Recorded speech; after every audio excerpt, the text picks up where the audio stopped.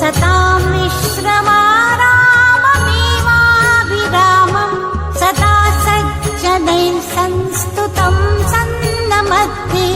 जनामोददं भक्तभद्रप्रदन्तम् नमामीश्वरं सद्गुरुं साईनाथम् अजन्माद्यमेकं परब्रह्म साक्षात् स्वयं सम्भवं राममेवावतीर्णं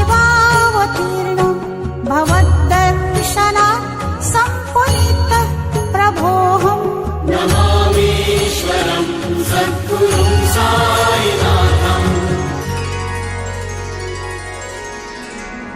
माई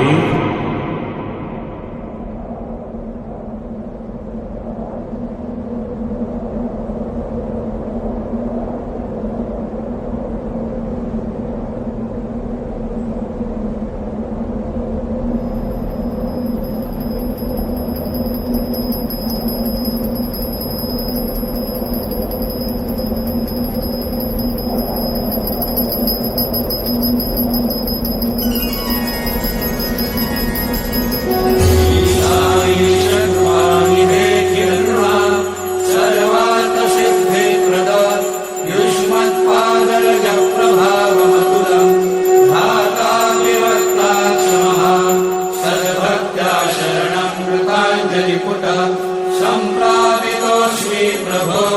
श्रीमत्साई परेश पादकमला नान्यशरण्यं मम साई रूपधर राघवोत्तमं